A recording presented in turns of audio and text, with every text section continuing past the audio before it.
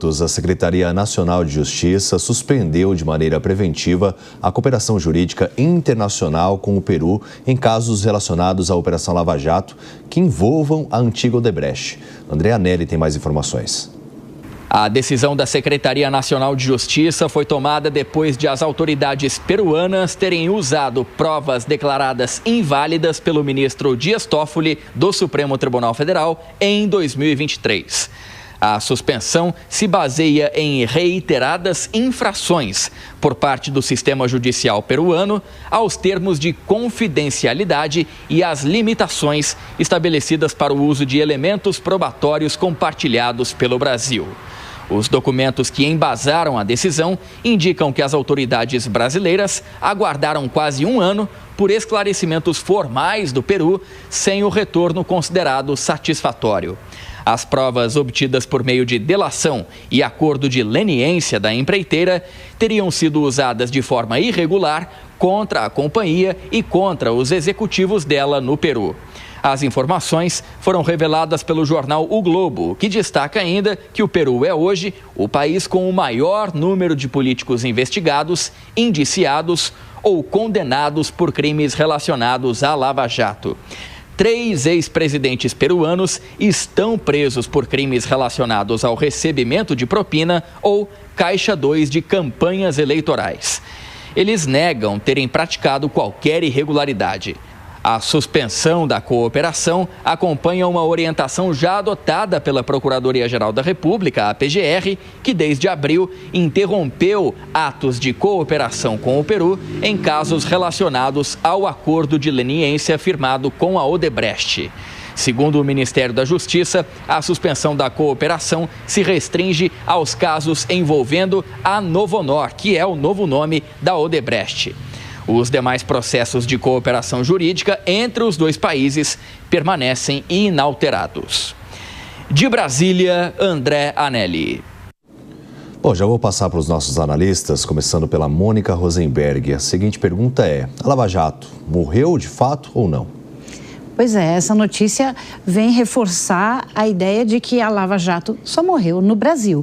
Todo mundo que acompanha a Jovem Pan deve se lembrar quando houve, por uma questão processual, por uma questão jurídica, a anulação das provas, especialmente nesse processo da Odebrecht. Então, o processo voltou para trás e aquelas provas, pela justiça brasileira, não poderiam mais ser consideradas dentro do processo para o convencimento. Porém, nós sabemos que aquelas provas continuam existindo, não dá para dizer que a prova não existe mais. O testemunho não valeu, a delação premiada não valeu, mas aquelas coisas que foram declaradas estão ali e nós sabemos que aqueles fatos aconteceram.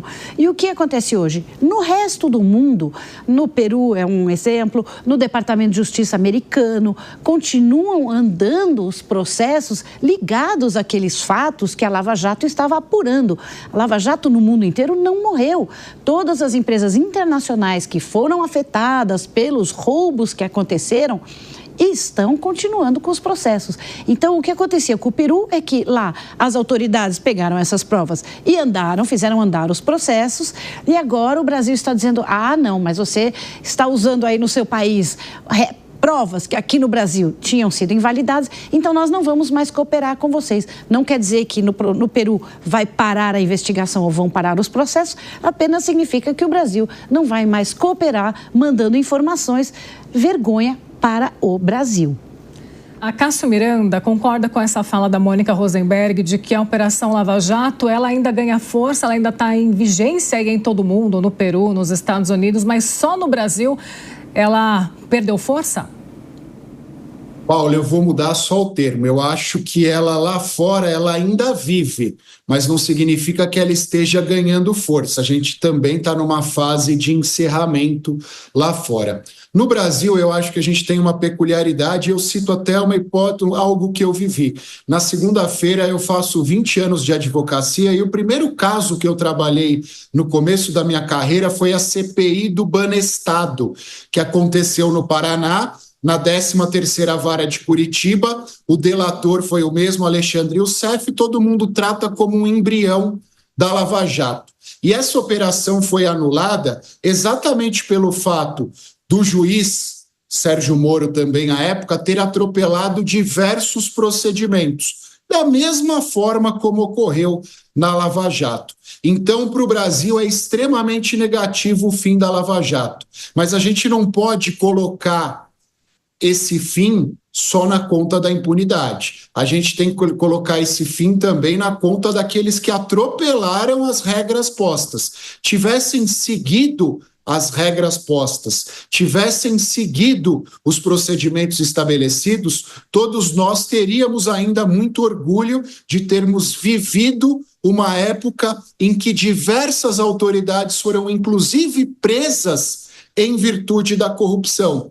Mas no final das contas, eu acho que essa morte já anteriormente anunciada da Lava Jato, ela é uma comprovação que no Brasil herói e vilão, dada a nossa cultura ou dada a nossa falta de cultura, eles têm uma linha tênue entre si. E é muito fácil um herói virar vilão no Brasil. E por conta de tudo isso, a Lava Jato já não existe mais aqui e por conta de tudo isso, países institucionalmente mais sérios, a Lava Jato existe ainda nos Estados Unidos e, pasmem, no Peru, que é um país aqui da América do Sul, menor que o Brasil, que teve nos últimos 10 anos 4, 5 presidentes empichados e lá os procedimentos foram observados.